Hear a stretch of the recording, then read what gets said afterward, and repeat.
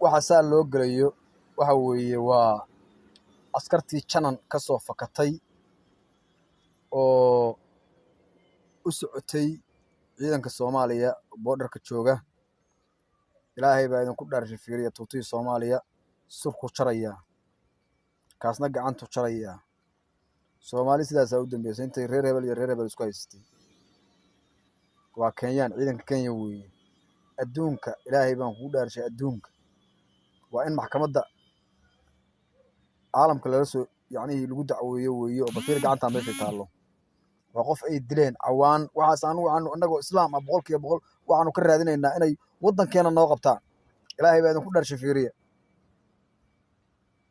waddankeena inay nabad nooga dhaliyaan. balbaangadaa fiiri waa bantu afrikaan weeye. nac allah waaridkiin ku yaal Kenya balan ilaahay waxa lagu galay inaan u aarnaa. waa tuutii Soomaaliya fiiri waa ciidanka Soomaaliya. farmaajo maxaa lagu diidan yahay? بسم الله السلام عليكم ورحمة الله وبركاته. لما أنتوا وايدين سلامي ومسكين كالله شط الصوماليات waxaan ka hadlayaa fiidiyowga haddeeraan daawateen. waxaa la gowracayo waxa weeye waa ciidamadii Soomaaliya. waa ciidan ka soo goostay janan oo u socday ciidamada Soomaaliya ee gorgor. jidka ayay Kenyaan ku galeen way dileen. markuu dhintay gacantay jarayaan oo u jeedaa surkay bareenayaan. waxay leeyihiin dabka inoo shida waa ka karinaynaa.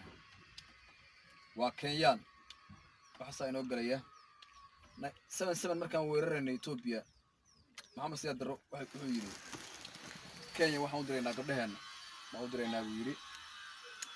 maanta innagii bayna naagayseen na gabdhaysteen wiilashii Soomaaliya haybadda ninkaa ka muuqata garkiisa u jeedaan. wiilka Soomaaliyeed tuutihii Soomaaliya uu qabaa waad aragteen hadda. marka waxaan u sheegayaa fariin u dirayaa ummadda Soomaaliyeed meel kasta ay ku noosho raas gambooni. Kenya waa cadowgeena koowaad weey. waa inaynu ku jihaadnaa waa inaynu la dagaalnaa. shacabka reer Gada waxaan u sheegayaa ilaa Buulaxaawo ilaa Cabudwaaq ilaa dowladda Soomaaliya ilaa Suufka Kenyaanku waa cadowgeena. waa inaynu fiidiyowyo la mid ah soo duubnaa annagoo jarjarayna.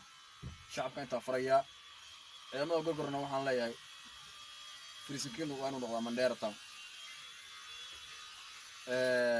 waxaan kaloo leeyahay NGO-gan Garowe hadda ka socda oo la yidhi maxaa la yidhi oo Dami Jadiid iyo Aranjan ay isku bahaysteen. waa NGO Soomaaliya federaal bay qaadatay. waxay leeyihiin kumeelgaar gormaan ka baxaynaa. waxa waa khiyaal weeye. xafidullaahi farmaajana doorasho diyaar buu yahay. axmed madoobow kula talbaanahay meeshaan waa ku fashilantay 20 kilomitir oo Kismaayo inay iskaga tag.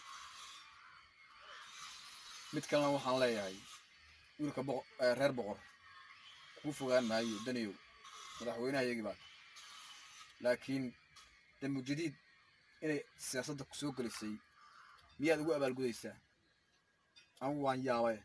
ilaa wasiirka qorsheynta ayaa kaa dhigay. marka madaxweynaha Soomaaliya u tartamaysana 20 kooxood iyaga dartood baad ku heshay. Puntland ayaa kugu soo saaray lacagtoodii. marka wiil reer boqor aad tahay Soomaali adag waxaa tahay kaliya reerka kaliya oo Soomaaliya dad Afrikadan ka gatay Kenyaan iyo Tanzania ka gatay baad ahay. dad gatay baad ahay. sumcad darro iyo sharaf reerkaaga u soo jiidi. waxba Gada kaama gelin. tukarraq idoor baa fadhiya iyadaad u dhaaratee tukarraq ka kici oo aan caddeeya tag meeshii cadday Cabdullaahi Yusuf ay joogeen. mid kalena waxaan leeyahay waxayga waa isku dardarsanayaa moogtiin. sicir bararkan ma ahan wax dani keenay. ma ahan. maxaa yeelay koonfurta gaalkacyo $100 2,500,000 buu ka yahay.